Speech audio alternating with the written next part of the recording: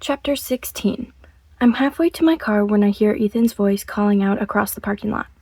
Turning, I watch as he carefully makes his way through the slush and the ice and comes to a stop in front of me. He didn't bother to put on his coat before following me outside and shivers against the cold. Are you sure you're okay? I'm not great, honestly, but I'll be fine, I think. Do you want me to come back to your place with you? No, I wince, hoping he knows this came out more abruptly than I intended. Attempting to tamp down my anger, I take a deep breath and give him a very wobbly smile. This isn't his fault. I need to talk to Amy. I need to think and make some sense of how Dane had the balls to say something like that to me with his brother just feet away. I need to figure out what the hell I'm going to do for a job, immediately. I scrape the toe of my boot against a patch of ice. I think I just need to go home and freak out a little on my own. Ethan tilts his head, gaze roaming my face deliberately. Okay, but if you need me to come over, just text. I will. I pull my lips between my teeth, resisting the urge to tell him to come with me and be my sounding board, but I know that won't work. I'll be terrible company tonight, but it's still going to be weird sleeping alone in my own bed. You've ruined me. I can tell he likes this. He takes a step forward and bends to kiss me, deepening it gently, a tiny, sweet taste. When he pulls back, he runs a finger across my forehead. He's so sweet. It started snowing again, and the flakes fluttered down to land on his shoulders, the back of his hand, and the tips of his lashes. You left really suddenly, he says, and I'm not surprised that he can't let it go. I'm acting like a maniac. What happened when I was in the bathroom? I take a deep breath and slowly blow it out. Dane said something kind of shitty. Ethan leans the tiniest bit away from me. It's such a subtle gesture, I wonder if he even notices that he did it. What did he say? Why don't we talk about this later, I ask. It's freezing. You can't just say this. Oh my god, Mom, there's a spider on my book. Okay, I'm back. I flushed it down the sink. You can't just say something like that and call a rain check. He reaches for my hand, but doesn't squeeze it in his. What happened? I tuck my chin into my coat, wishing I could disappear into it entirely, like a portable blanket fort. He hit on me. A blast of wind whips across the front of the building, ruffling the front of Ethan's hair. He's looking at me so intently he doesn't even wince at the cold. What do you mean? Like, he frowns. Like, touched you? No, I shake my head. He suggested Amy and I trade brothers for a little fun. I have the urge to laugh, because saying it out loud makes it sound completely ridiculous. Who the hell does that? Who hits on their brother's girlfriend, who's also his wife's sister? When Ethan doesn't say anything, I repeat it more slowly. He wanted me to let him know if we ever wanted to mix it up, Ethan. A beat of silence. 2. And then Ethan's expression turns quizzical. Mix it up doesn't necessarily mean like trade partners. Stay calm, Olive. I give him a meaningful stare and count to 10 in my head. Yeah, it does. His expression straightens again, and a hint of protectiveness creeps into his voice. Okay, granted his sense of humor isn't always appropriate, but Dane wouldn't... I realize this is shocking on a number of levels, but I do know what someone hitting on me looks like. He steps away, clearly frustrated. With me. I know Dane is immature sometimes and sort of self-centered, but he wouldn't do that. Just like he wouldn't lie to Amy for God knows how long while he banged whoever he wanted. Even in the dim light, I can see Ethan's face has turned a deep red. I thought we agreed that we don't know the situation here. It's possible Amy already knows. Well, have you asked him? Why would I? He says, hands waving in front of him like what I'm suggesting isn't just unnecessary, it's preposterous.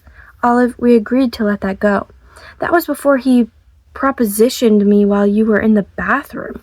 I stare at him, willing him to have some kind of reaction to this, but he's just closed up on me, his face unreadable. Have you considered that you've put him on some kind of pedestal? Though, for the life of me, I can't understand why. And are incapable of seeing he's a total sleaze? Ethan flinches, and now I feel bad. Dane is his brother. My instinct is to apologize, but the words are stuck in my throat, blocked by the enormous relief of finally saying what I think. Have you considered you're seeing what you want to see?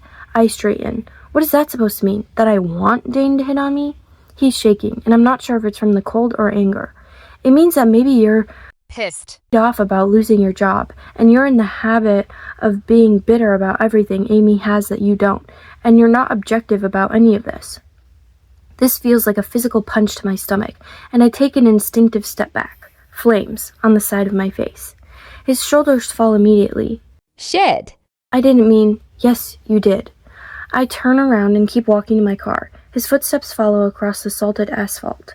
Olive, wait, come on, don't just walk away. I pull out my keys and fling open the door with so much force the hinges groan in protest. Olive, just... I slam the door and with shaking hands and numb fingers, jam the key into my ignition. His words are drowned out by the sound of the engine struggling to turn over. Finally, it catches, and I shift into reverse, backing up. He walks alongside me, hand on the roof of the car as he pleads for my attention. It's so cold I can see my breath in front of my face, but I don't feel a thing. My ears are full of static. He watches me leave, and in my rearview mirror I see him grow smaller and smaller. We have never been so far from that mountain top in Maui. The drive home is a blur. I alternate between being mad at myself for all of this, terrified about my future income, furious at Dane, and sad and disappointed over Ethan, and absolutely heartbroken for Amy. It's not enough to hope that Dane will turn over a new leaf now that he's married. He's a bad guy, and my sister has no idea. I try not to be dramatic and overthink what Ethan said. I try to give him the benefit of the doubt and imagine how I'd feel if someone accused Amy of doing this. I don't even have to think about it. I'd do anything for my sister. And that's when it hits me. I remember Dane's smiling face at the airport. Am I shocked today that he would hit on me with his own brother just a few feet away? Dane's confidence in both cases isn't about me or my ability to keep his secret. It was about Ethan and his inability to believe his brother would intentionally do anything bad. Ethan is his ride or die. I consider going to Amy's to wait for her, but if Amy was planning to meet us all at the restaurant, she wouldn't be there anyway. They'd come home together later, too. I certainly don't want to be there when Dane gets back. I didn't think it was possible, but my mood plummets even more when I pull into the parking lot. Not only is my mom's car there, and parked in my covered space, but so are Diego's and my cousin Natalia's, which means Tia Maria is probably here as well. Of course. With my car parked on the other side of the complex, I trudge through the slush and up the stairs to my apartment. I can already hear Tia Maria's braying laugh. She is my mother's sister, and the one closest to her in age, but the two of them could not be more different.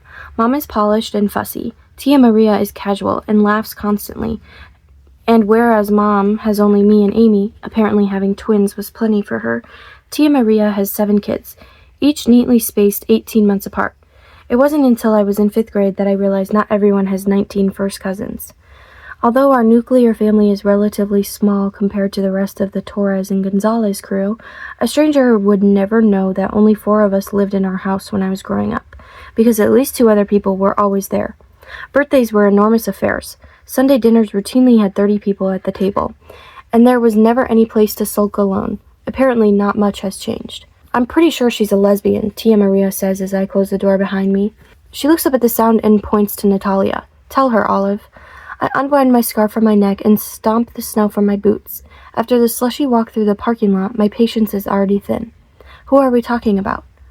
Tia Maria is standing in the kitchen counter, chopping tomatoes. Zemina. Zemina is the youngest daughter of Mom and Tia Maria's older brother, Tio Omar. She's not a lesbian, I say. She's dating that guy. What's his name? I look at Natalia, who tells them. Boston. I snap, pointing. That's right. God, what a terrible name. It's what you name your dog, Natalia agrees, not your kid. I shrug off my coat and toss it over the back of the couch.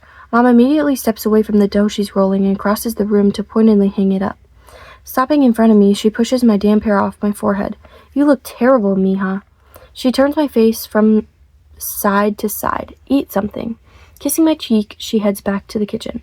I follow, smiling gratefully when Natalia sets a cup of tea down in front of me.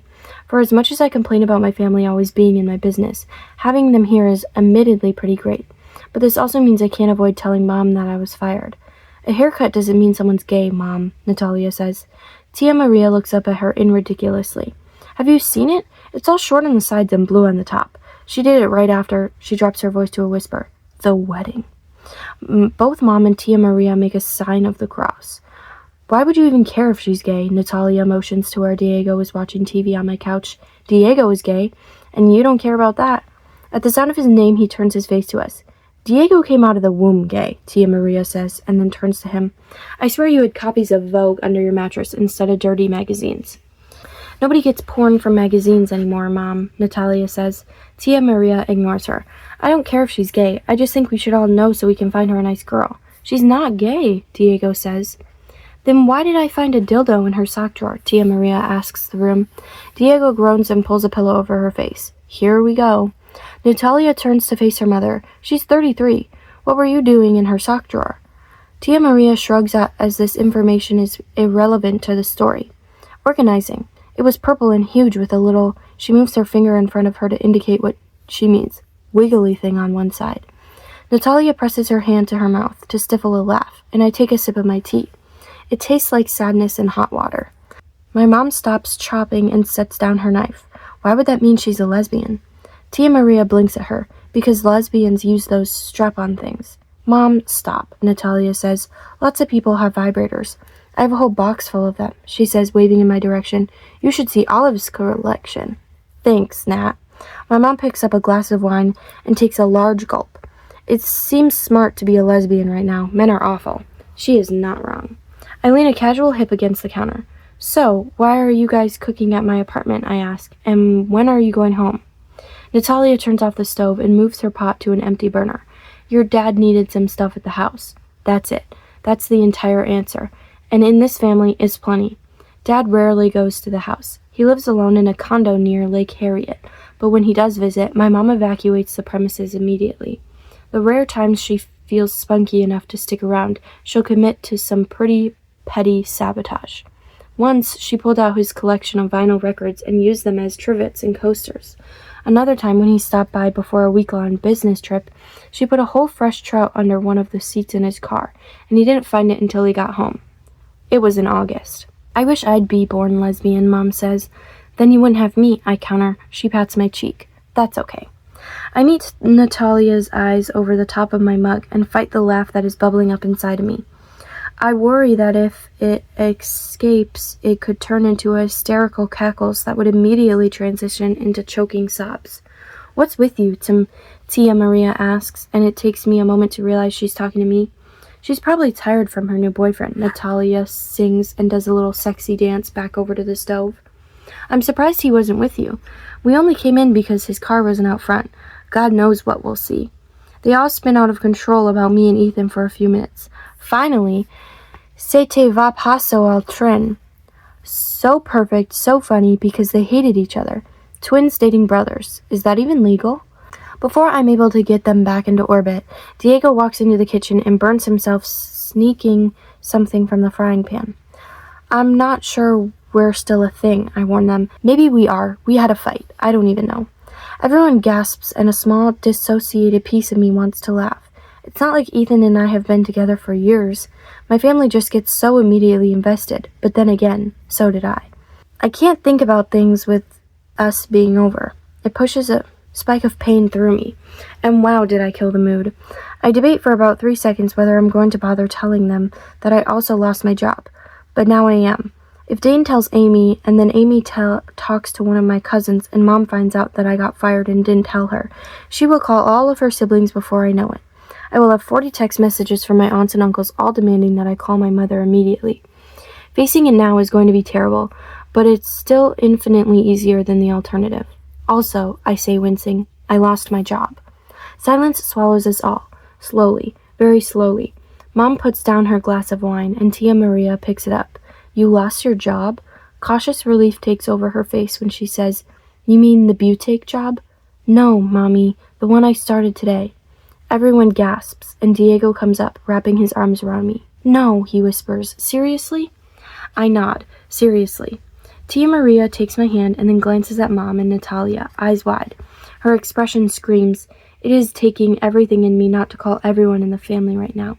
But Mom's focus on me remains intense. It's the protective mama bear expression that tells everyone she's ready to battle. Who fired my daughter on her first day of work? The founder of the company, actually, and before she can unleash a tirade about the grave injustice of all this, I explain what happened.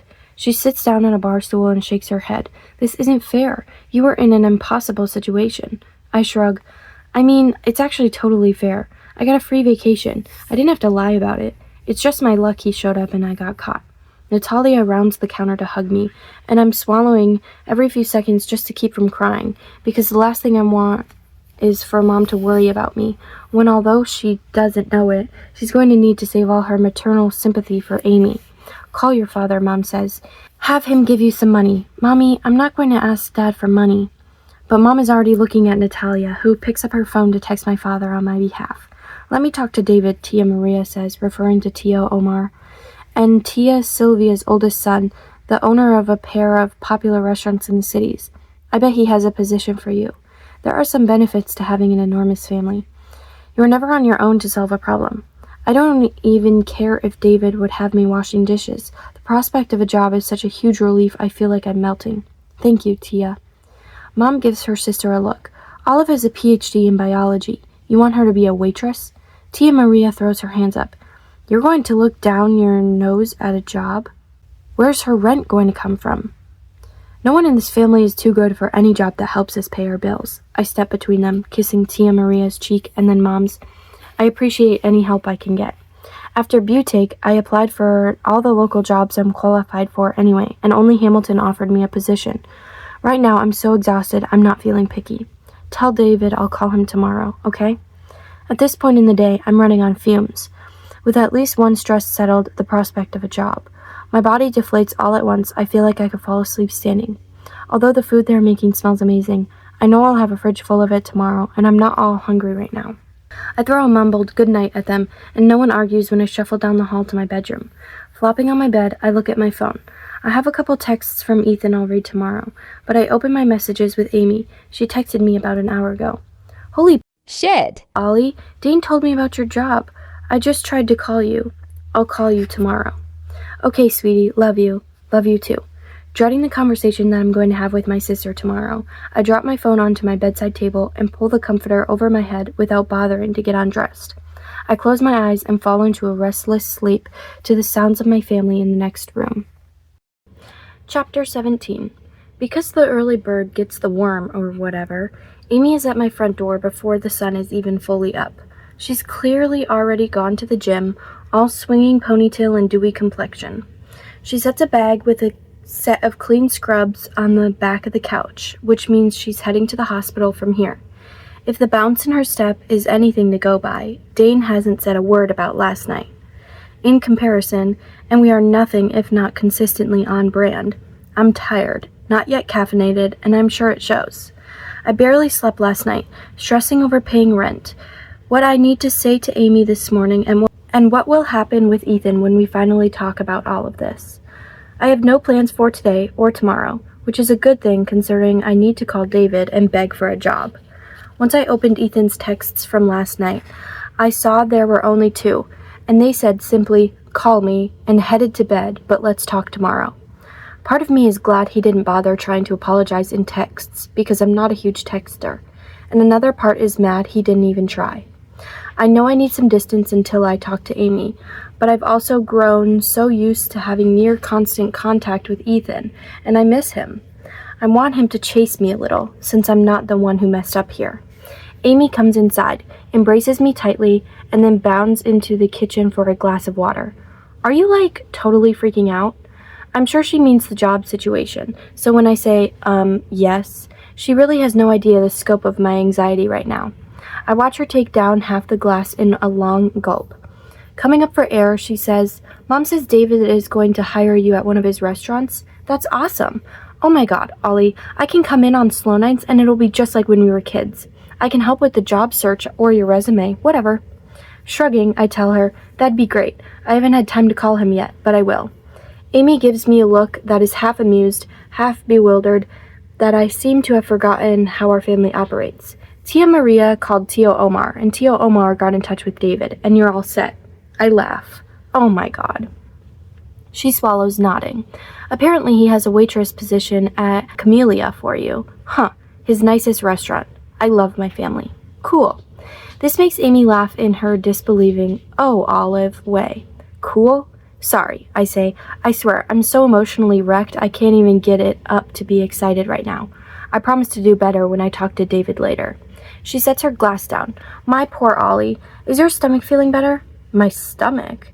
Dane said you weren't feeling well. Oh, I bet he did. And funny thing, as soon as she mentions Dane, my stomach does roll over. Right. Yeah, I'm okay.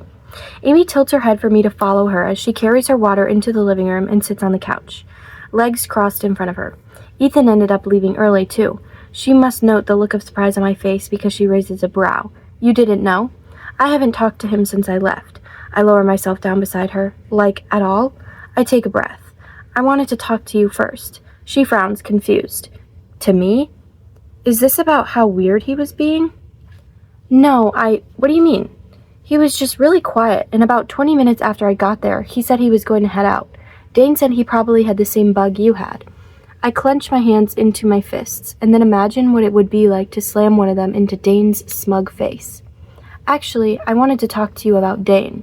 Dane? Yeah, I paused, trying to figure out where to begin. I have gone through this conversation 1,000 times, but I still don't have the right words. Do you remember when Ethan and I first met? Amy purses her lips together as she thinks back. At some picnic or something? The state fair, pretty soon after you and Dane started dating. Apparently Ethan thought I was cute, and when he mentioned to Dane that he wanted to ask me out, Dane told him not to bother. Wait, Ethan wanted to ask you out? How did he go from that to hating your guts all in one day? You know, I thought it was because he saw me eating cheese curds. God, saying it out loud now is mortifying. It sounds so dumb. I know Amy always understood why I thought this. We've both always struggled with our curvy genes, and objectively the world treats thin women differently, but I know that this is my red button. I guess he was distant because he was trying not to flirt with me. Amy laughs like this is a silly joke. Dane wouldn't say that, honey. He's always hated that you two couldn't get along. He was genuinely so happy when he saw you two at the airport. Really? I ask. Or is he just saying that because it's what we all want to hear? I stand from the couch and move to sit on the coffee table in front of her. I take her hand in mine. Our hands are similar in so many ways, but Amy has a glittering diamond ring on her finger.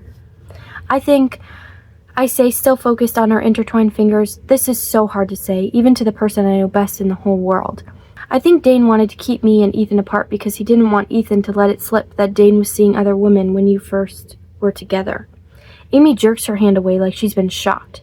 Olive, that's not funny. Why would you say that? Listen to me. I don't know the exact dates, but Ethan said something in Maui about you and Dane not exclusive until right before the engagement. Ethan said that? Why would he? He assumed you knew. But you and Dane were exclusive the whole time, right? Of course we were. I already knew this, but I'm hit with a spike of vindication nonetheless. I know my sister. She stands and walks to the other side of the room. Amy is no longer bouncy and post-workout giddy. She's quiet, brow furrowed.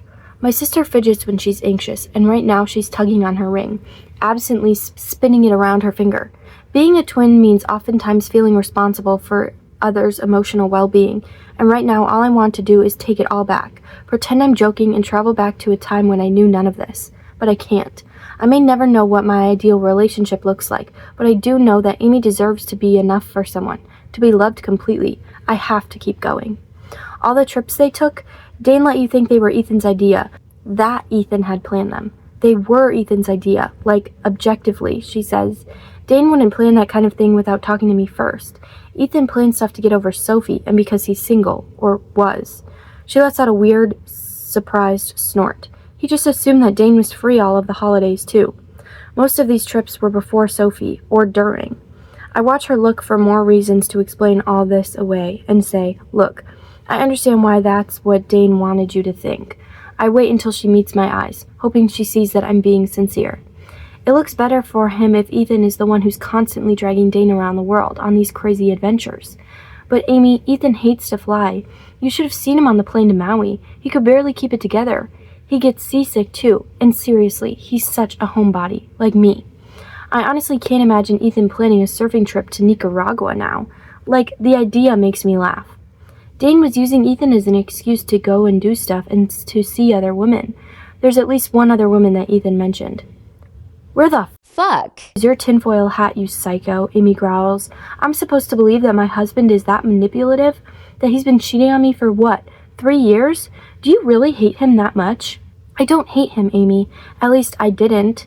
Do you have any idea how ridiculous this all sounds? Do you have anyone's word besides Ethan's to go by? I do, because Dane hit on me last night at the bar. She blinks several times. I'm sorry. What? I explain what happened, about Ethan going to the bathroom and Dane suggesting that we could all swing if the mood happened to strike. I watch my sister's face, so like my own, goes from confusion to hurt, to something bordering on rage. Holy shit! Olive, she gapes at me. Why are you like this? Why are you so cynical about everything? She picks up her glass and walks to the sink. Her face is so tight and bleak, she looks sick again, and my stomach lurches in guilt. Why do you always want to see the worst in people? I don't even know what to say. I am struck completely mute. In the silence, Amy turns on the water with an aggressive jerk and starts washing out her glass. Like, are you serious right now? Dane wouldn't hit on you. You don't have to like him, but you don't get to always assume his intentions are terrible either. I follow her into the kitchen, looking on as she rinses her glass before filling it with soap and washing it all over again. Sweetie, I promise you, I don't want you to think the worst of him. She slams the faucet off and whirls her face to me. Did you tell any of this to Ethan? I nod slowly. Right before I left. He followed me outside. And? Her expression clears. Is that why you haven't talked? He wants to believe his brother is a good guy. Yeah, I know the feeling. The seconds tick by, and I don't know what more I can say to convince her. I'm sorry, Amy. I don't know what else to say to make you believe me. I never wanted what? To ruin things between Dane and me? Between you and Ethan? That lasted what? She laughs sharply. 2 whole weeks? You're always so happy to believe everything just happens to you. My life has turned out the way it has because I'm so unlucky, she says, mimicking me in a dramatically saccharine voice. Bad things happen to poor Olive, and good things happen to Amy because she's lucky, not because she's earned them. Her words carry the vague echo of Ethan's, and I'm suddenly angry. Wow. I take a step back. You think I wanted this to happen? I think it's easier for you to believe that when things don't go your way, it's not because of something you did. It's because you're a pawn in some cosmic game of chance. But newsflash, Olive, you ended up unemployed and alone because of the choices you make. You've always been this way. She stares at me, clearly exasperated. Why try when the universe has already decided that you'll fail? Why put any effort into relationships when you already know you're unlucky in love and they'll end in disaster? Over and over, like a broken record. You never actually try. My face is hot and I stand there blinking, mouth open and ready to respond, but absolutely nothing comes out. Amy and I argue sometimes. That's just what siblings do. But is this what she really thinks of me? She thinks I don't try. She thinks I'm going to end up unemployed and alone, and that view of me is only coming now? She grabs her things and moves toward the door. I have to go to work, she says, fumbling to slip the strap over her shoulder. Some of us actually have things to do. Ouch! I step forward, reaching out to stop her. Amy, seriously, don't just leave in the middle of this. I can't be here. I have to think, and I can't do that with you around. I can't even look at you right now. She pushes past me. The door opens and then slams shut again, and for the first time since all of this started, I cry. Chapter 18. The worst part about crises is they can't be ignored. I can't just walk back to bed and crawl under the covers and sleep for the next month, because at 8 in the morning, only an hour after Amy leaves, Tia Maria texts me to let me know I have to go down to Camellia and talk to David about the waitressing job. David is 10 years older than I am, but has a boyish face and a playful smile that helps distract me from the throbbing background impulse to pull my hair out and fall kicking and screaming to the floor. I've been in Camellia about 100 times, but seeing it from the perspective of an employee is surreal. He shows me my uniform, where the schedule is taped to the wall in the kitchen, how the flow of traffic moves through the kitchen, and where the staff meets for dinner before the restaurant opens each night. I have years of waitressing under my belt. All of us do. Many of them at one of Cousin David's restaurants, but never at a place this classy. I'll need to wear black pants and a starched white shirt with the simple white apron around my waist. I'll need to memorize the ever-changing menu. I'll also need to have training with the sommelier and pastry chef. I admit to looking forward to these last two things very much. David introduces me to the rest of the wait staff, making sure to leave out the part where I'm his baby cousin, as well as the chefs and sous chefs and the bartender, who happens to be there doing inventory. My brain is swimming with all these names and information, so I'm grateful when David turns and tells me to be here tomorrow night for the staff meeting and training, starting at 4. I'll be shadowing a waiter named Peter, and when David winks like Peter is cute, my stomach twists because I want to be with my cute man, the one who won me over with his wit and laugh, and yes, his biceps and collarbones. But I'm teed at him, and maybe he's teed at me, and for the life of me, I have no idea how this is going to shake down. David must see some reaction in my face because he kisses the top of my head and says, "I've got you, honey." And I nearly break down in his arms because whether it's luck or generations of effort and attention ensuring it, I have truly an amazing family. It's only noon by the time I'm back home, and it's depressing to register that I should be halfway into my second workday at Hamilton, meeting new colleagues, setting up accounts. But I admit there is a tiny glimmer in the back of my thoughts. It isn't relief, not exactly, but it's also not altogether different from relief either. It's that I've accepted that it happened. I messed up. I was fired because of it, and I'm actually okay with it. That, thanks to my family, I have a job that can carry me as long as I need to, and for the first time in my life, I can take time to figure out what I want to do. As soon as I finished grad school, I did a short postdoc and then immediately entered the pharmaceutical industry, working as the liaison between the research scientists and medical doctors. I loved being able to translate the science into more clinical language, but I've never had a job that felt like joy either. Talking to Ethan about what he did made me feel like Dilbert in comparison. And why should I spend my entire life doing something that doesn't light me on fire like that? This fresh reminder of Ethan makes me groan, and although I know he's at work, I pull out my phone and send him a quick text. "I'll be home tonight if you want to come over."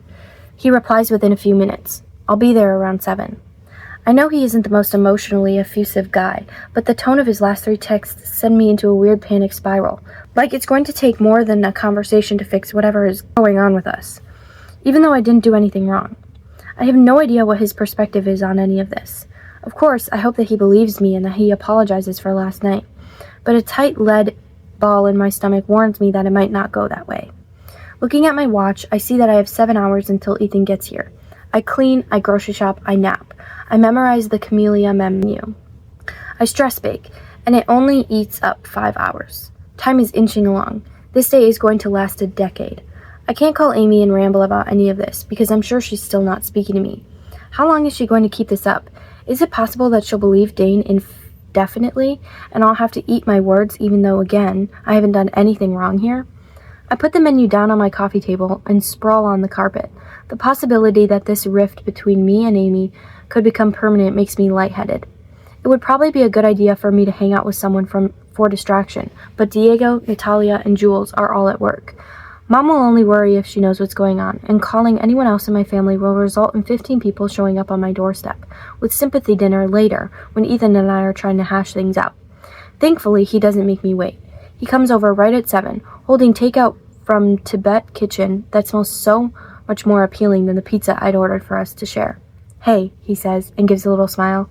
He ducks like he's going to kiss my lips, but then makes a detour at the last second, landing on my cheek instead. My heart drops. I step back, letting him in, and it suddenly feels too warm in my apartment. Everything seems too small. I look everywhere but at his face, because I know if I look at him and get the sense that things between us really aren't okay, I'm not going to be able to keep myself together for the conversation we need to have. It's so weird. He follows me into the kitchen. We make up plates of food, and then we sit on the floor in the living room, on opposite sides of the coffee table, facing each other. The silence feels like a huge bubble around me. For the past week, Ethan has practically lived here. Now it feels like we're strangers all over again. He pokes at his rice. "You've barely looked at me since I got here." The response to this dries up in my throat, because you kissed my cheek when you walked in. You didn't pull me against you, or get lost in a long kiss with me. I feel like I barely had you, and now you're already gone. So instead of answering aloud, I look up at him for the first time and try to smile. He registers the failed effort, and it clearly makes him sad. An ache builds and expands in my throat until I'm honestly not sure I'll be able to get the words around it. I hate this somber dynamic more than I hate the fact that we're fighting. "It's so weird," I say. "It would be so much easier to be snarky with each other." He nods, poking at his food. I don't have the energy to be snarky. Me either. I really just want to crawl across the floor and into his lap and have him tease me about my bra being too small, or how I couldn't stay away from him long enough to finish my dinner. But it's like Dane and his fratty face are just parked here in between us, keeping us from being normal. "I talked to Dane last night," he says right then, adding, "late. I went over there late." Amy didn't mention this. Did she even know that Ethan stopped by last night? "And," I say quietly, "I have no appetite and basically just push a piece of beef around the plate." "He was really surprised that that's how you took what he said," Ethan says. Acid fills my stomach. What a shock. Ethan drops his fork and leans back on both hands, staring at me. "Look, what am I supposed to do? My girlfriend thinks my brother hit on her, and he says he didn't. Does it matter who is right here? You're both offended. At this, I am in ridiculous. You're supposed to believe me. And it absolutely matters who's right here. Olive, we've been together for like 2 weeks, he says helplessly. It takes a few seconds for me to be able to unscramble the pile of words that falls in my thoughts. I'm lying because our relationship is new? Sighing, he reaches up, wiping one hand over his face. Ethan, I say quietly, I know what I heard. He propositioned me. I can't just pretend like he didn't. I just don't think he meant what you thought he did. I think you're primed to think the worst of him. I blink back down to my plate. It would be so easy to choose to make peace with Ethan and Amy and just say, you know what, you're probably right, and just let it be, because after all this, of course I'm primed to think the worst of Dane, and I could easily give him the wide berth for the rest of time. But I can't do that. There are too many red flags. Why am I the only one who can see them? It's not because I'm a pessimist or look for the worst in people. I know that that isn't true about me, not anymore. I fell for Ethan on that island after all. I'm excited about a job at Camellia so that I have time to really think about what I want my life to look like. I'm trying to fix all the parts of me that aren't working because I know I have a choice in how my life goes, that it isn't all luck. But as soon as I try to be proactive, it's like no one wants to let me. And why isn't Dane here with Ethan, trying to make things right with me? Actually, I know why. He is so sure that no one will believe me, that everyone will think, oh, Olive is just being Olive, just believing the worst about everyone. My opinions are so inconsequential because, in their eyes, I'm always going to be the pessimist. Have you talked to Amy? He asks. I feel the way heat crawls up my neck and across my face. The fact that my twin is on Ethan and Dane's side here is truly killing me. I can't even admit it out loud, so I just nod. You told her about him dating other people before they were exclusive? He asks. I nod again. And about yesterday? Yeah. I thought you weren't going to say anything to her, he says, exasperated. I gape at him. And I thought Dane wouldn't hit on his wife's sister. I guess we've both disappointed you. He stares at me for a long beat. How did Amy take it? My silence clues him in that Amy didn't believe me either. She didn't know about the other woman, Ethan. She thinks Dane has been committed since day one. Ethan looks at me pityingly, and it makes me want to scream. So you're not going to be able to move past this? He asks. My jaw actually drops. Which part? My sister's husband cheating on her before they were married? Your brother hitting on me? Or my boyfriend not believing me about any of it? His gaze turns back to me, and he looks apologetic but unwavering. Again, I don't believe his intent was what you think it was. I don't think he'd hit on you. I let him hear the shock in my voice. Then you're right, I say. I'll have a hard time moving past this. When he leans forward, I think he's going to dig into his plate, but instead he pushes to stand. I really like you, he says quietly. He closes his eyes and drags a hand through his hair. I'm crazy about you, actually. My heart twists, painfully. Then take a step back and look at the situation from a different angle, I plead. What do I have to gain from lying about Dane? We've had so many disagreements, and they all seem so hilariously minor in hindsight. The cheese curds, the airplane, the Hamiltons, Sophie, the Skittle dress. I get it now, that all of those were opportunities for us to have contact with each other. This was the first time we've been at a true impasse. And I know what he's going to say before he even gets the words out. I think we should probably break up, Olive. I'm sorry. Chapter 19. It's the quiet before the dinner rush, and I'm doing the final check of my section. Natalia is the fourth family member this week to just happen to stop by Camellia at exactly 4 o'clock.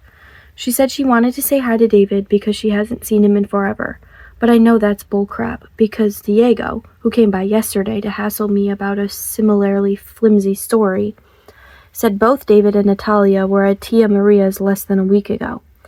As much as the size and presence of my family can feel oppressive at times, it's the greatest comfort I have right now. Even if I pretend to be annoyed that they're constantly checking up on me, they all see through it. Because if it were any of them struggling, and it has been many times, I would find a reason to drop by at 4 o'clock wherever they work, too. Mama, when we're sad, we eat, Natalia says, following me with a plate of food as I adjust the placement of 2 wine glasses on the table. I know, I tell her, but I swear I can't eat anymore. You're starting to look like a bobblehead, Selena Gomez. She pinches my waist. I don't like it. The family knows Ethan broke up with me and that Amy and I are arguing, although there's nothing active about it. I called her a few times after our big blow-up, and 2 weeks later she has yet to return any of my calls. In the past 10 days, I've been bombarded with well-meaning texts, and my fridge is completely packed with food that Mom brings daily from Tio Omar, Zaminia, Natalia, Kami, Miguel, Tia Hugo, Stephanie, Tina, almost as if they've made a feed olive calendar. My family feeds people. It's what they do. Apparently, my missing Sunday dinner for 2 weeks in a row because of work has gotten the entire family on high alert, and it's driving them all crazy not knowing what's going on. I can't blame them. If Jules or Natalia or Diego went into hiding, I'd be out of my mind worried. But it isn't my story to share. I wouldn't know how to tell them what is happening, and according to Tio Hugo, who came by yesterday to, get a business card for an insurance agent from David, Amy won't talk about it either. I saw Amy yesterday, Natalia says now, and then pauses long enough for me to stop fussing with the table settings and look up at her. How is she? I can't help the tight lean to my words. I miss my sister so much, and it's wrecking me that she isn't speaking to me. It's like missing a limb. Every day I get so close to caving, to saying, "You're probably right. Dane didn't do anything." But the words just won't come out. Even when I test the lie out in front of the mirror, it sticks in my throat. And I get hot and tight all over and feel like I'm going to cry.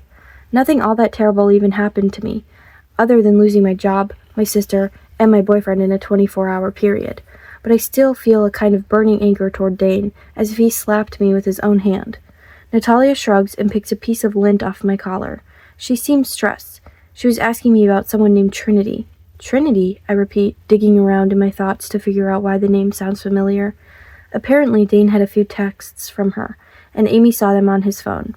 I cover my mouth. Like sexy texts? I am both devastated and hopeful if this is true. I want Amy to believe me, but I'd rather be wrong about all of it than have her go through the pain. I guess she just asked if he wanted to hang out, and Dane was like, "Nah, I'm busy." But Amy was pissed that he was texting a woman at all. Oh my god, I think Trinity was the girl with the mango butt tattoo. Natalia grins. I think I read that book. This makes me laugh, and the sensation is like clearing away cobwebs from a dark corner of a room. Ethan mentioned someone named Trinity. I stop. I haven't told anyone in my family about what Ethan told me. I could try to blow Dane's entire cover story if I wanted, but what good would that do? I don't have any proof that he was seeing other women before he married Amy. I don't have any proof that he propositioned me in the bar. I just have my reputation as a pessimist, and I don't want my entire family looking at me the way Ethan did when he registered that even my twin sister thinks I'm making this all up. She what? Natalia presses when I fall in quiet. Never mind. Okay, she says, fired up now. What's going on? You and your sister are being so weird lately, and I shake my head, feeling the tears pressing in from the back of my eyes. I can't do this before my shift. I can't, Nat. I just need you to be there for Amy, okay? She nods without hesitation. I don't know who Trinity is, I say, and take a deep breath, but I don't trust Dane at all anymore. After midnight, I drag my bag from my locker in the back room and sling it over my shoulder. I don't even bother to look at my phone. Amy isn't texting, Ethan isn't calling, and there's nothing I can say in reply to the 40 other messages on my screen every time I look. But halfway to my car, it chimes. It's a brief flurry of bells and rotors and change falling, the sound of a jackpot. Amy's text tone. It's 10 below outside, and I'm in a black skirt and a thin white button-down, but I stop where I am and pull my phone from my bag. Amy has sent me a screen cap of Dane's text lists, and there are the usual suspects, Amy and Ethan and some of Dane's friends, but there are also names like Cassie and Trinity and Julia. Amy's text says, "Is this what you were talking about?" I don't know how to answer. Of course my gut tells me that those are all women Dane has slept with, but how would I know? They could be colleagues. I bite my lip, typing with frigid fingers. I have no idea who they are. I don't have a list of names. If I did, I would have shown it to you. I wait for her to start typing again, but she doesn't, and I'm freezing, so I climb into my car and crank the heat as high as it will go. But about 3 blocks from my apartment complex, my phone chimes again, and I pull over with a jerk of my steering wheel. Dane left his phone here yesterday. I spent like 2 hours trying to guess his passcode. It's fucking 1111. I bite back a laugh and stare at the screen hungrily. She's still typing. I sent myself all the screenshots. All the messages from these women are asking the same thing, whether Dane wants to hang out. Is that code for a booty call? I blink at the screen. Is she serious? Amy, you know what I think already. Ollie, what if you were right? What if he's cheating on me? What if he's been cheating on me this whole time? A fracture forms right down the middle of my heart. Half of it belongs to my sister, for what she's about to go through. The other half will always keep beating for myself, even when no one else will. I'm sorry, Amy. I wish I knew what to say. Should I answer one of the texts? I stare at the screen for a beat. On his phone? As Dane? Yes. I mean, you could, if you don't think you'll get an honest answer from him. I wait. My heart is in my throat, clawing its way up. I'm scared. I don't want to be right about this. I know, honey. For what it's worth, I don't either. I'm going to do it tonight. I take a deep breath, close my eyes, and let it out slowly. Somehow, being believed at last doesn't feel nearly as good as I hoped it would. I'm here if you need me. Although I'd had 2 months of unemployment not too long ago, I spent most of my time hunting for jobs or helping Amy prepare for the wedding. So now, keeping busy during the day has become so much more important. Because if I don't, I'll think about Ethan, or Amy. I don't hear from her the entire day, and there's a knot in my stomach the size of Texas. I want to know how things went with Dane last night. I want to know whether she's replied to the texts or confronted him, or what happened. I feel protective and worried for her, but there's literally nothing I can do. And I can't call Ethan either because we all know he's on the Dane train until the end of the tracks. Given that I'm off tonight, getting out of my apartment and my head becomes a priority. I dread going to the gym, but whenever I get in front of the punching bag, I'm amazed how much better I feel. I've started walking dogs at the local Humane Society and have a new golden retriever buddy named Skipper that I'm considering bringing home for Mom as a surprise. Whether it would be a good surprise or a bad one, I'm not sure, which is why I'm still considering it. I help out a few of my neighbors shovel their walkways, go to a talk on art and medicine at the Walker and Art Center, and meet Diego for a late lunch. He hasn't heard from Amy today either. It's strange to realize that as soon as I got off the career treadmill, my life suddenly started to feel like mine again. I feel like I can look up for the first time in a decade. I can breathe. There's a reason Ethan didn't know much about my job. I never talked about it. It was what I did, not who I was. And even though many of my breaths ache because I miss Ethan, I do. I miss him so much it hurts. Not having the weight of a corporate job on my shoulders is unbelievable relief. I never knew I was this person. I feel myself more than I've ever been. Amy calls at 5 when I've just walked in my front door and am making a beeline for the lint roller. Skipper is a shedder, even in early February. I haven't heard her voice in 2 weeks, and I can hear the way my own shakes when I answer, "Hello?" "Hey, Ollie." I leave a long, quiet pause. "Hey, Amy." Her voice comes out thick and strangled. "I'm really sorry." I have to swallow a few times to get past the clog of emotions in my throat. "Are you okay?" "No," she says, and then, "But yes. Do you want to come over tonight? I made lasagna." I chew my lip for a few beats. Is Dane going to be there?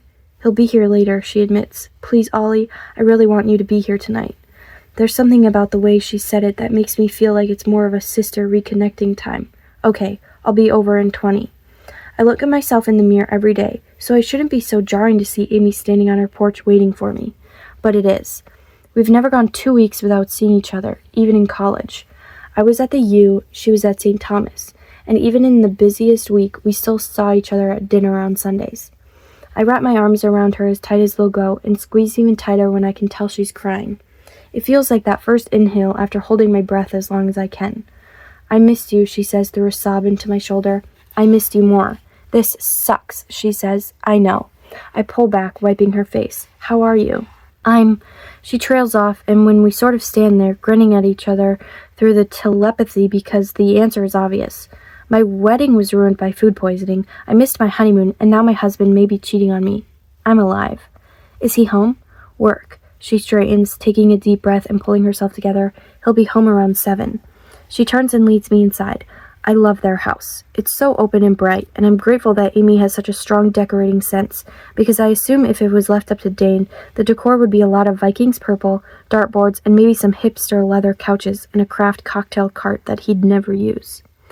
Amy moves into the kitchen, pouring us each a big glass of wine. I laugh when she hands me mine.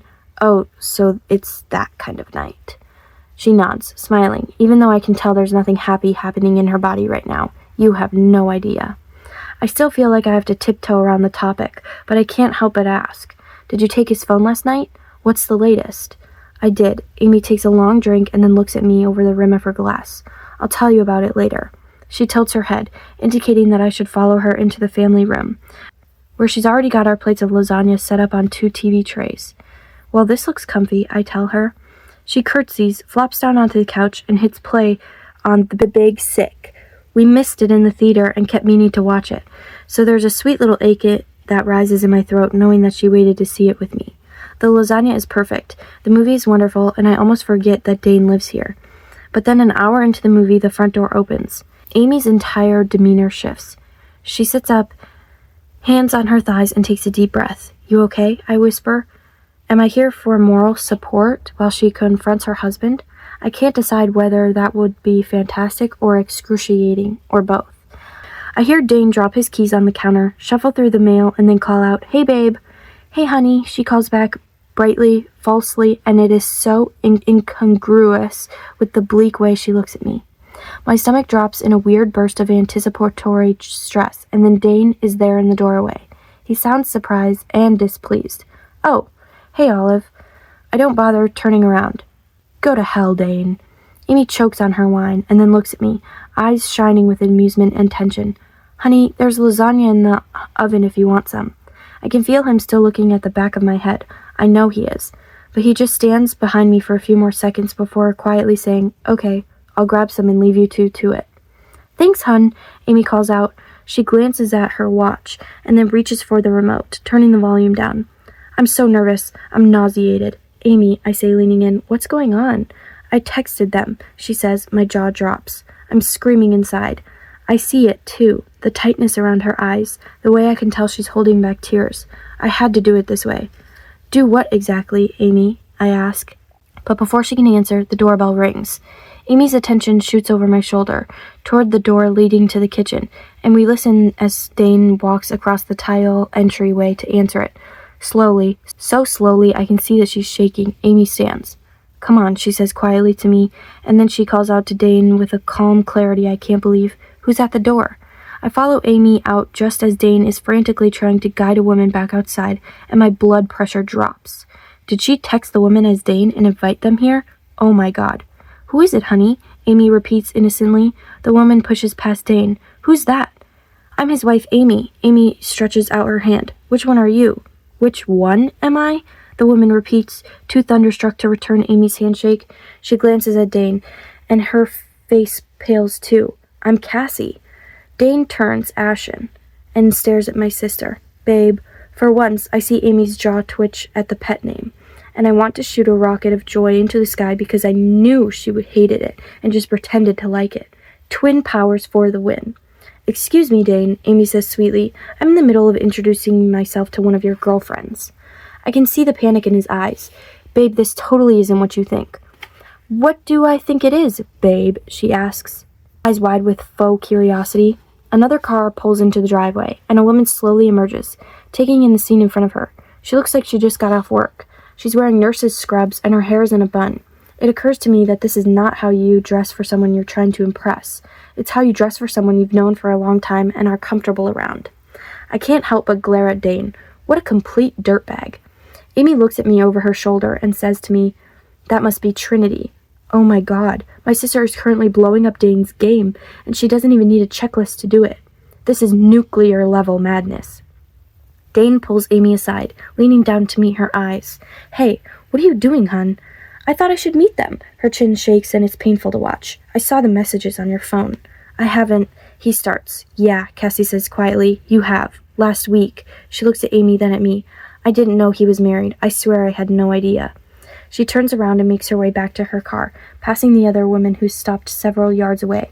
I can tell from Trinity's expression that she's figured out what's happening here. "You're married?" she says flatly from a distance. "He's married," Amy confirms. Trinity looks back at Dane when he sits down on the doorsteps and put his face in his hands. "Dane," she says, "this is so fucked up." He nods. "I'm sorry." To her credit, Trinity looks directly at Amy. "We haven't been together for a while, if that helps." "What's a while?" Amy says. Trinity lifts a shoulder, drops it. 5 months or so? Amy nods, breathing deep and fast, struggling not to cry. "Amy," I said, "go inside, lie down. I'll be in a second." She turns and quickly dodges Dane's outstretched hand as she passes. A car door slams down the street and my heart lurches. How many more women are going to show up tonight? But it isn't another woman. It's Ethan.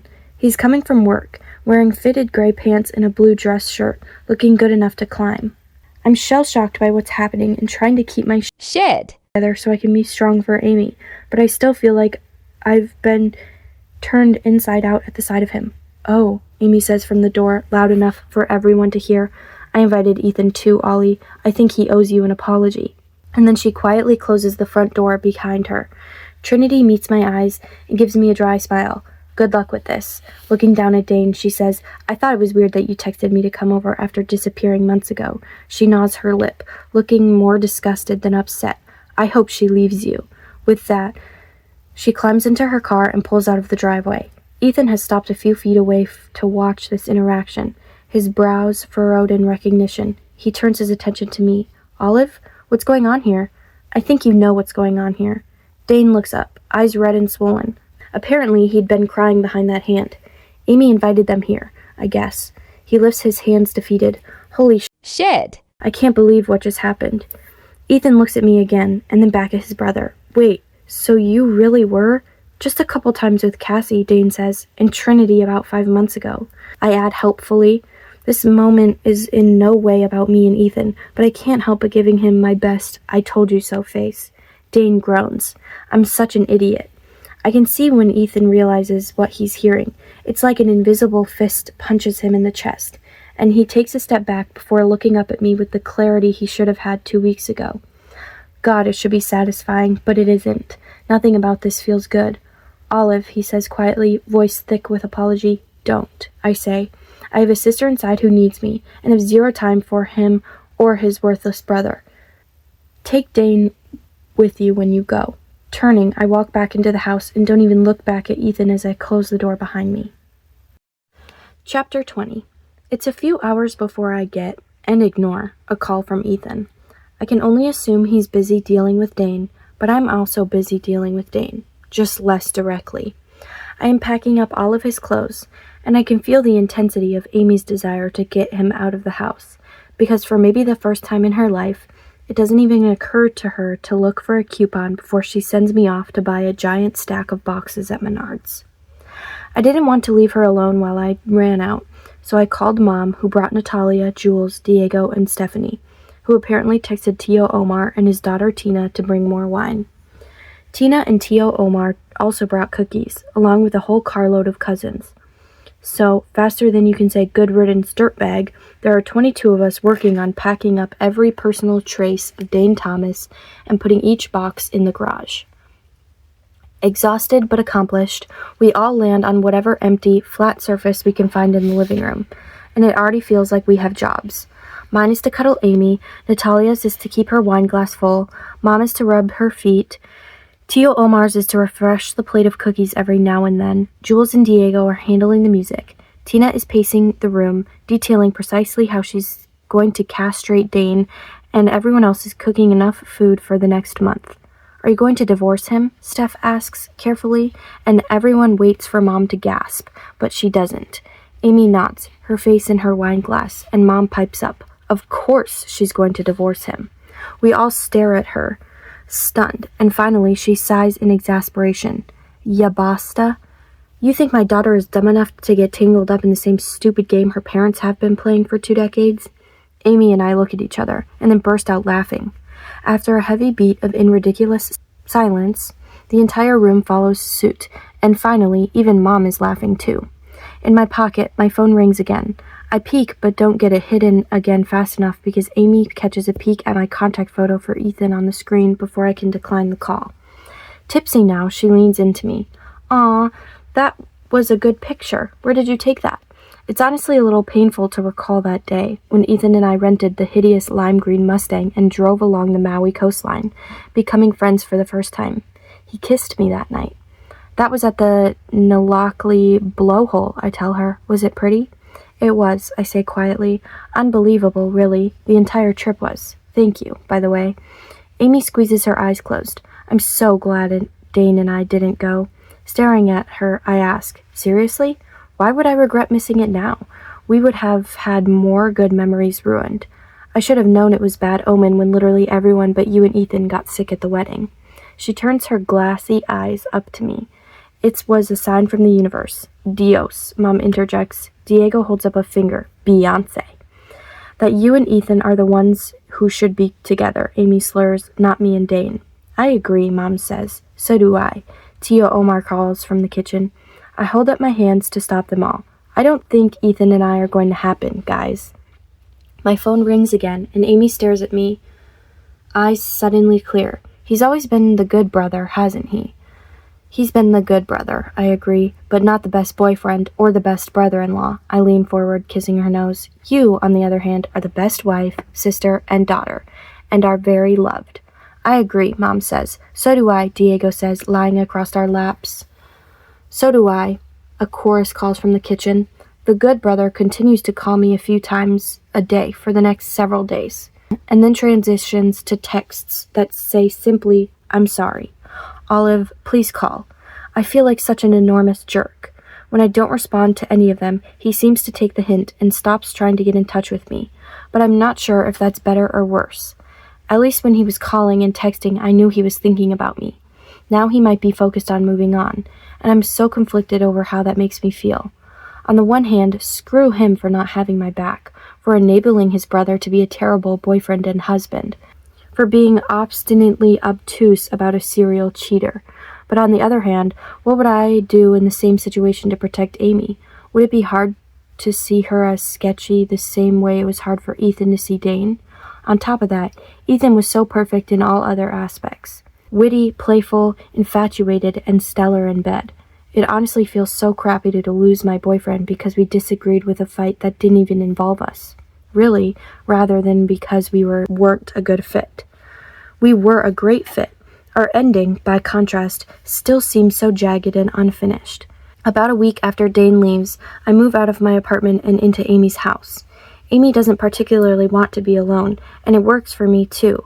I like the idea of saving to buy a place of my own, or having some extra in the bank for an adventure once I figure out what kind of adventure I want to have. I see all these choices unrolling in front of me: career, travel, friends, geography. And despite things being insane and hard and messy, I don't think I've ever liked myself more than I do now. It's the strangest feeling to be proud simply because I'm taking care of me and mine. Is this what it's like to grow up?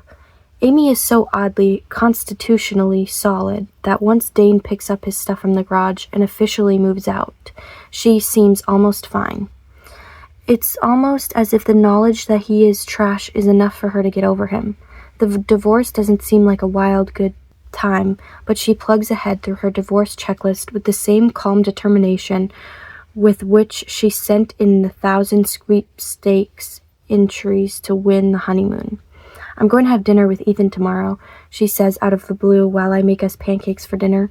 I flip one badly, and it folds in half, batter oozing onto the lip of the pan. Why would you do that? Because he asked me, she says like it's so obvious, and I can tell he feels bad. I don't want to punish him for Dane's sins. I frown at her. That's big of you, but you know you could still punish Ethan for Ethan's sins.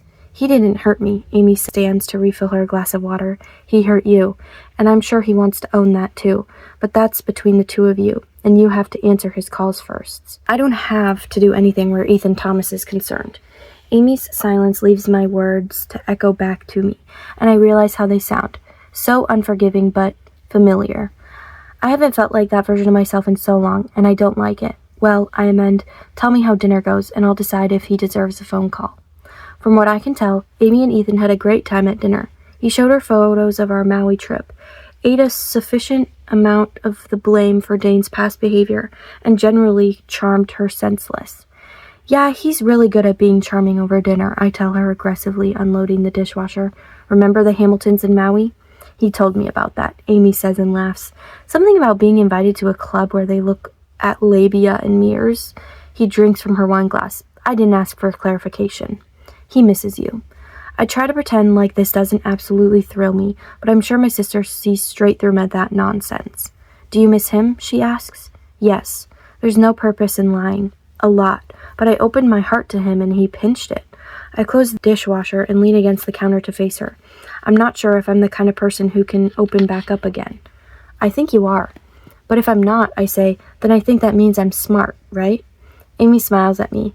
but it's her new, restrained smile, and it wrecks me a little. Dane killed something in her, something optimistic, innocent, light, and it makes me want to scream. And then the irony hits me.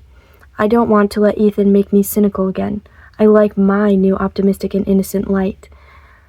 I want you to know I'm proud of you, she says. I see all the changes you're making. My life feels like mine again, but I didn't know I needed her to acknowledge it. I take her hand, giving it a little squeeze. Thank you. We're both growing up, holding some people accountable for their choices, letting other people make amends for theirs. She lets the silence trail off and gives me a little grin. Very subtle, Amy. Wouldn't it be weird for you if Ethan and I got back together, I ask? She shakes her head and quickly swallows another sip of wine before saying, No, actually, it would make me feel like everything that happened in the past 3 years happened for a reason. Amy blinks away, almost like she doesn't want to admit this next part, but can't help herself. I'm always going to want there to be a reason for it. I know now that it is a waste of time looking for a reason or fate or luck, but I've definitely come to embrace choices in the past month or so, and I'm going to have to figure out which one I'll make where Ethan is concerned. Do I forgive him, or do I walk away? The night that a choice is put directly in front of me, the unexpected and terrible happens. I am happily working a dinner shift when Charlie and Molly Hamilton are seated in my section. I can't blame the hostess, Shelley, because how would she know that this is perhaps the most awkward dining party she could ever give me? But the moment I approach the table and look up, we all fall into a corpse-level silence. Oh, I say, hi. Mr. Hamilton does a double take over the top of his menu. Olive? I enjoy waitressing so much more than I ever expected, but I admit I don't enjoy the tiny wince that snags his shoulder when he registers that I'm not just coming up to his table to say hello, but I am in fact here to serve his dinner. This is going to be awkward for all of us. Mr. Hamilton, Mrs. Hamilton, good to see you. I smile, nodding to each of them. Inside, I am screaming like a woman being chased with a chainsaw in a horror movie. I'm supposed to be serving you this evening, but I expect that we all would feel a little more comfortable if you were put in someone else's section. Mr. Hamilton gives me an easy, generous grin. I'm okay with this if you are, Olive. Ah, but there's a kicker. I am not. Molly looks at him, brows pulled low. I think she's trying to say that she would be more comfortable not having to serve the man who fired her on her first day of work. My eyes go wide. Is Molly Hamilton on Team Olive here? I smile again at her, then him, struggling to keep a bit of professional distance. It will just take a moment to get you set up. We've got a beautiful table right by the window for you. With pinpricks all down my neck, and Molly's hissed. Are you pleased with yourself now, Charles? You are still trying to fill that position. Echoing in my ear, I hustle over to Shelley, tell her the situation, and she quickly shuffles a few reservations around. They're moved, given a free appetizer, and I exhale an enormous breath. Dodged that bullet. But then I return to my section to find that Ethan Thomas is seated at the table in their place. He's alone and wearing a gaudy Hawaiian shirt with a vibrant plastic lei, and when I approach the table, mouth agape, I realize that he's brought his own glass, a plastic fluted cocktail cup with a giant $1.99 sticker on it. What in God's name am I seeing? I ask, aware that at least half of the diners and much of the restaurant staff is watching us. It's almost like they all knew he'd be here. Hi, Olive, he says quietly. He laughs, and seeing him nervous does wiggly, protective things to me. I was wondering whether you served Mai Tais here. I see the first thing that comes to mind. Are you drunk? I'm trying to grand gesture for the right person. Remember when we had delicious Mai Tais? He nods to the cup. Of course I remember. That day, I believe, was the day I fell in love with you. I turn and glare at Shelley, but she won't meet my eyes. The kitchen staff scurries back into the kitchen. David pretends to be engrossed in something on the iPad near the water pitchers, and if I didn't know better, I'd think that was Amy's flash of dark hair darting down the hall to the bathroom. You fell in love with me? I whisper, handing him a menu in a pathetic attempt to make it look like there's nothing to see here. I did, he says, and I miss you so much. I wanted to tell you how sorry I am. Here? I ask. Here. While I'm working? While you're working. Are you just going to repeat everything I say? He tries to wrestle his smile under control, but I can see how much this exchange lights him up inside. I try to pretend it doesn't do the same to me. Ethan is here. Ethan Thomas is grand gesturing in an ugly shirt with a fake Mai Tai glass. It's taking my brain a little too much time to catch up to my heart, which is currently jackhammering away beneath my breastbone. It's beating so hard, in fact, that my voice shakes. Did you coordinate with the Hamiltons for maximum effect here?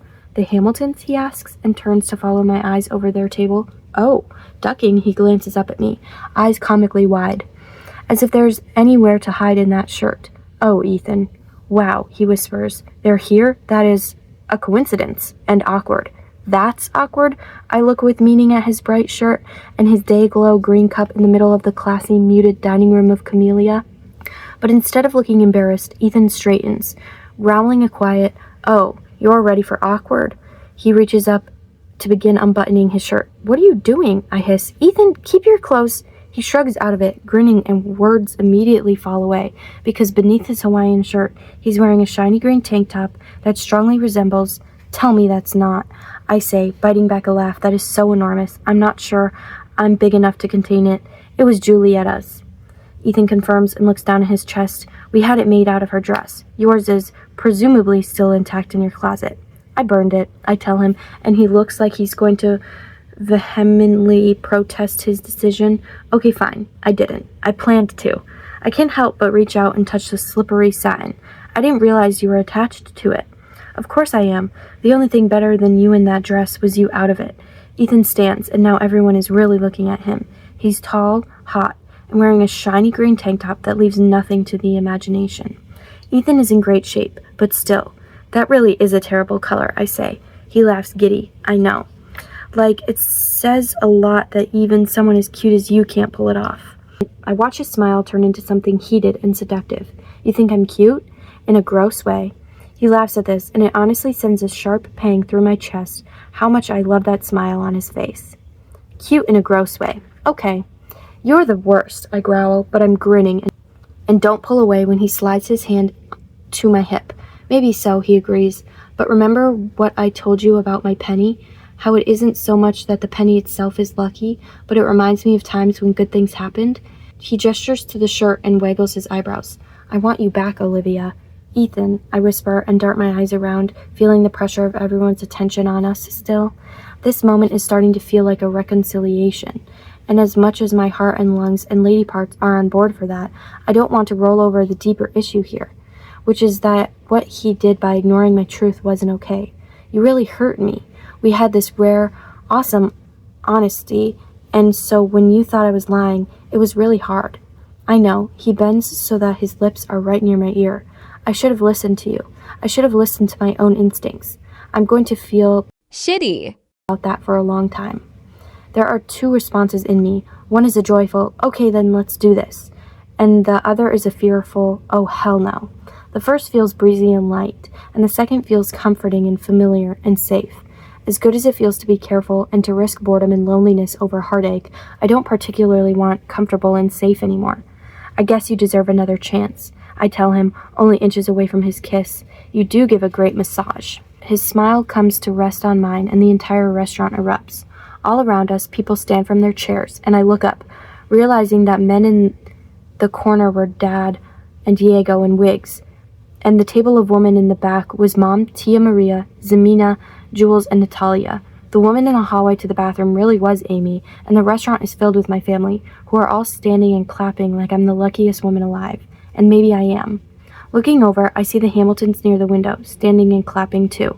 I suspect that they didn't just show up here tonight, that Amy got them here so they could see that what they had endured with us in Maui resulted in something enduring between me and Ethan here tonight. But in the end, it doesn't matter. I don't think I've ever imagined happiness like this. Luck, fate, determination, whatever it is, I'll take it. I pull Ethan down to me, feeling the slippery slide of his tank top under my hands, and my laugh echoing into our kiss. Epilogue. 2 years later. Ethan. Man, he is out. Is he drooling? He's a cute sleeper, but deep. Wow. I bet people drew on his face in college. Not usually this deep. A pause. I try to open my eyes, but the fog of sleep is still too heavy. I'm tempted to lick his face to wake him up.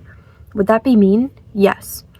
Many have said that my girlfriend and her sister are so similar that even their voices sound the same. But after 2 years with her, I can distinguish Olive's easily. Both voices are soft, with an almost imperceptible accent, but Olive's is huskier, slightly scratchy around the edges, like she doesn't use it much. Always the listener with most people. The observer. Lucas? It's Amy's voice again, wavy and slow, as if coming through water. Can you carry him off the plane if we need to? Doubtful. I am jolted. A hand comes up to my shoulder, sliding up my neck to my cheek. Ethan, this is your father. We are landing.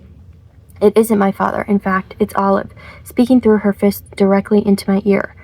I drag myself out of my sleep with intense effort, blinking. The seat in front of me comes into blurry focus. The surface of my eyes feel syrupy. He lives! Olive leans over into my field of vision and grins. Hi. Hi. I lift a heavy hand and rub my face, trying to clear the fog. We're almost on the ground, she says. I swear I just fell asleep. 8 hours ago, she tells me.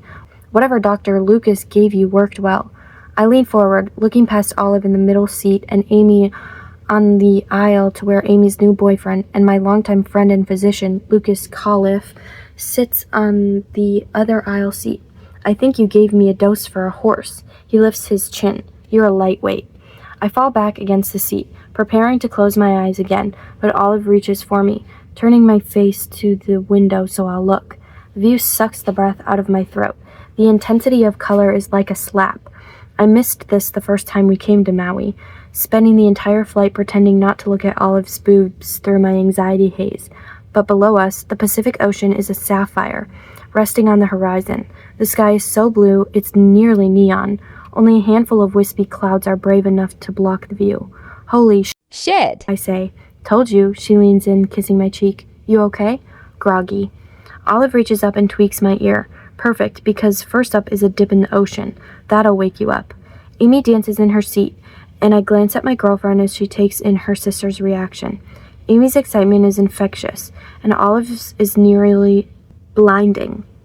Things were hard for her for a long time after losing her job, but it also gave her a clarity she never had before. She realized that, while she loved science, she didn't particularly love her job.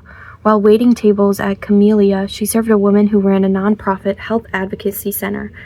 After a long meal, peppered with intense, enthusiastic conversations, while Olive worked a busy dinner shift, Ruth hired Olive as her community education coordinator, in charge of speaking at schools, church groups, retirement communities, and businesses about the science behind vaccines.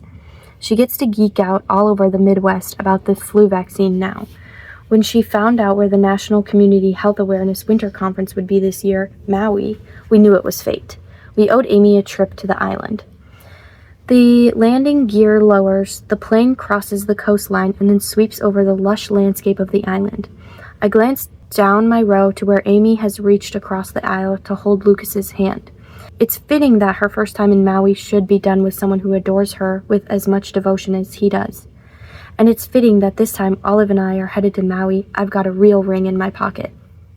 Day 2, and it took some convincing to get Amy to agree to go ziplining. For once, it wasn't free.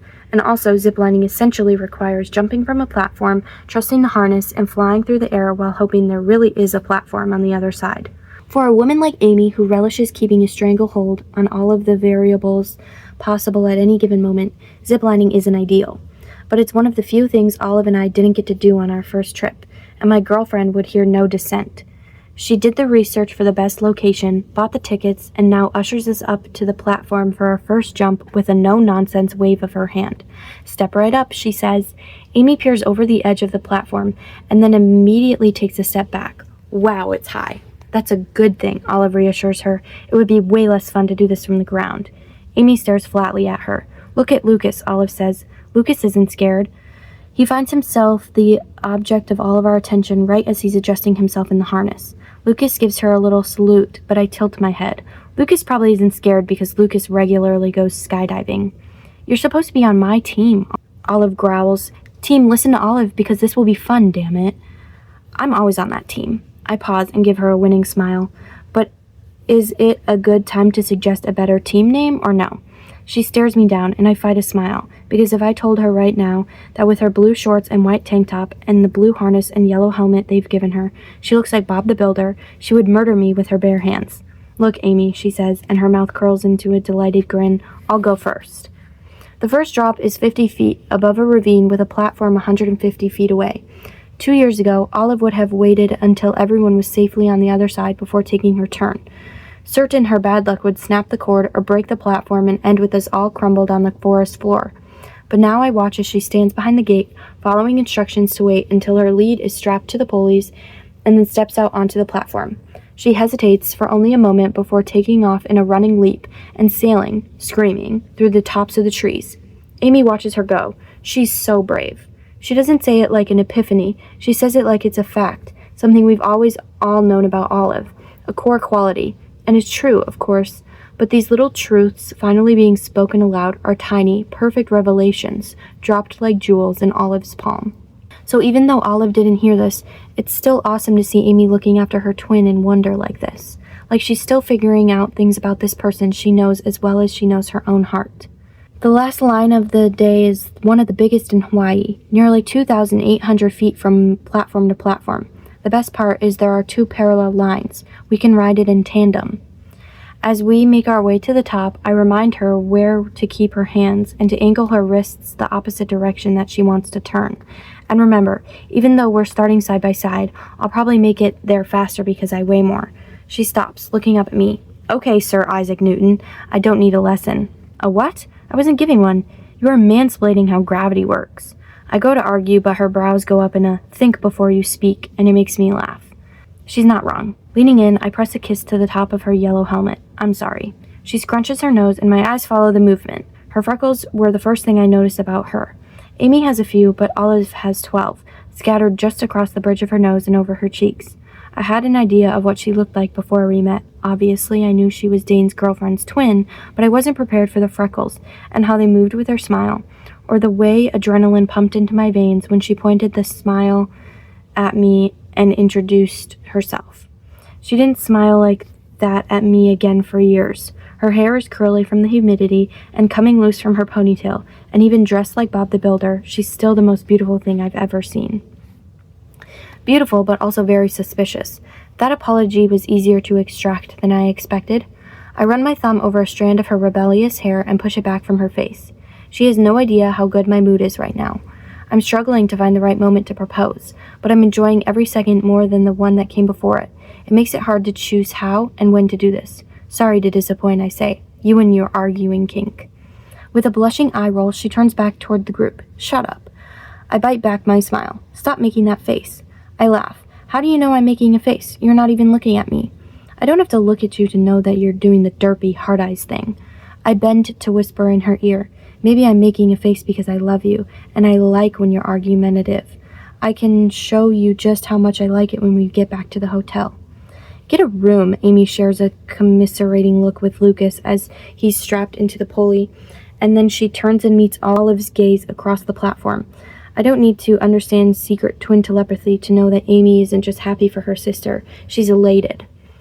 Amy isn't the only one who believes Olive deserves every bit of bliss the world has to offer.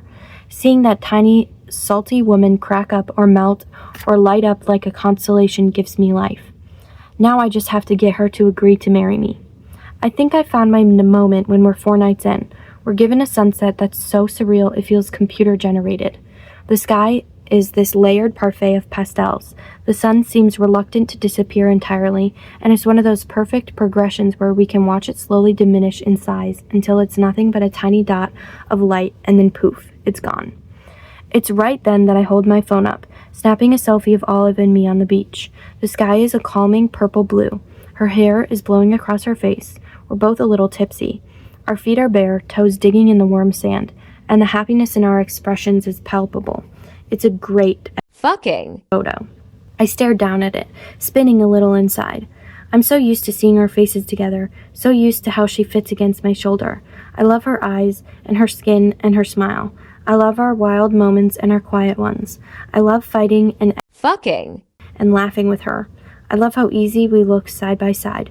I've spent the last few days agonizing over when to propose, but it occurs to me that this is when I do it.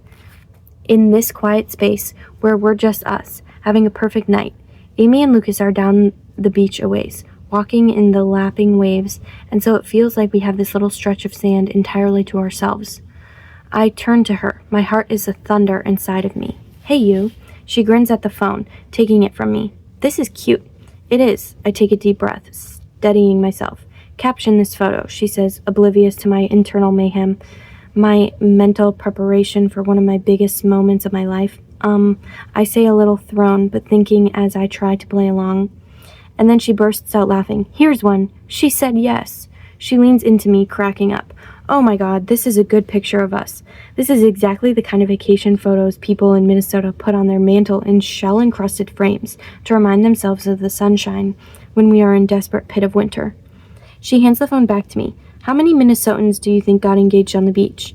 80%? 90%? Shaking her head, she grins at me. What total? And then she stops, her gaze moving over my face. It feels like a wad of cotton has lodged itself in my throat. Olive claps a hand over her mouth as realization draws her eyes comically wide. Oh, shit. Oh, Ethan. Oh, shit. No, it's okay. You weren't, were you? Am I that big of a asshole? But no, I don't. It isn't. Don't worry.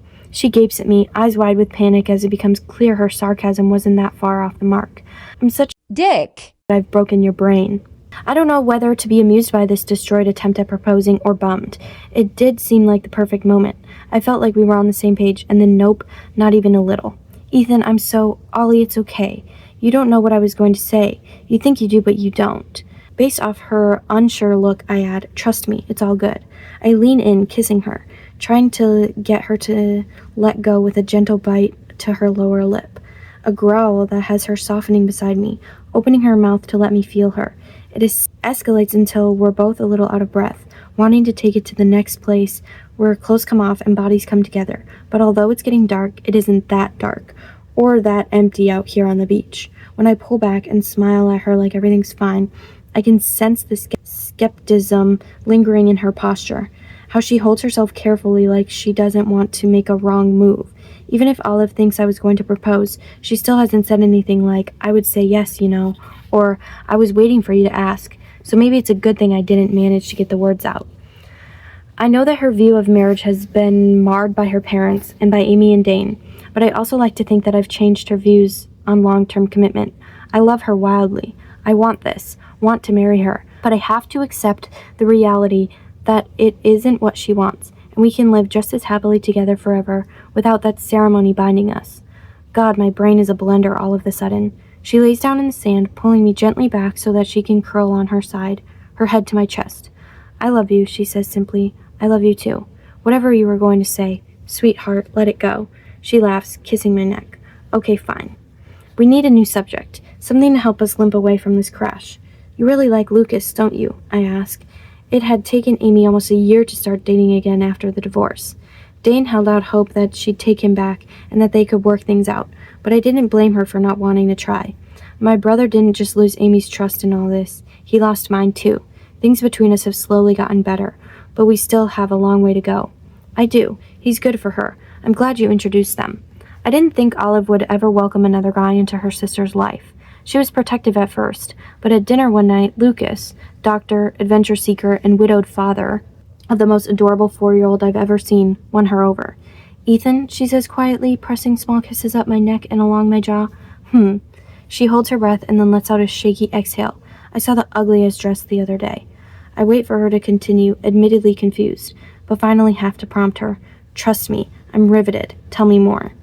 She laughs, pinching my waist. Listen, it was this horrific orange, sort of fuzzy, like velvet, but not.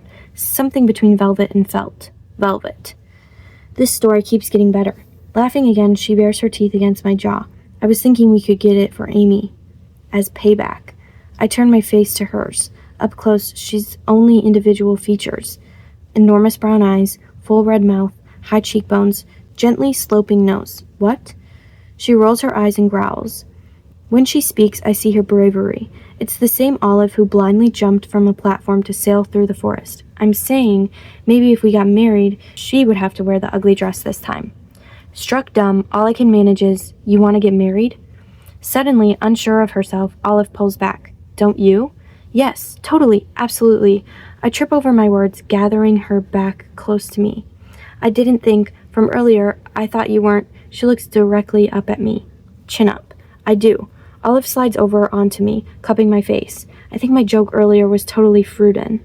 I thought maybe you would, but then we've been here a few days and you didn't, and then I was like, Why shouldn't I do it? There's no rule book that it has to be a man. I reach into my pocket and pull out the tiny box. It's true. It doesn't have to be me, and you can totally get down on one knee to propose. But just so you know, I don't think this ring will fit me. She squeals, rising to her knees to take the box. For me? I mean, only if you want it. I can go ask someone else if you. Olive shoves me, laughing. If I'm not mistaken, her eyes are a little misty. She opens the box and slides her hand over her mouth when she sees the delicate band lined with a halo of diamonds, the emerald-cut stone cradled in the center. I'll admit, I'm proud of myself. It is a pretty great ring. Are you crying? I ask, grinning. And drawing intensely positive motion out of this woman makes me feel godlike. But of course, Olive would never admit to happy tears. No. I squint at her. You sure? Yes. She valiantly works to clear her eyes. I lean in for a closer look. It looks like you might be. Shut up. I kiss the corner of her mouth. Will you marry me, Oscar Olivia Torres? Her eyes close and a tear breaks loose. Yes. Smiling, I kiss the other side of her mouth and then slide the ring on her finger. We both look down at it. Do you like it? Her voice shakes. Yeah. Are you usually better at making conversation than you are with me? She laughs, tackling me. The sand is still warm at my back, and this little bundle of fire is hot all along my front, and I burst out laughing. What a ridiculously silly, mistake-ridden proposal that was. It was absolutely perfect. The end.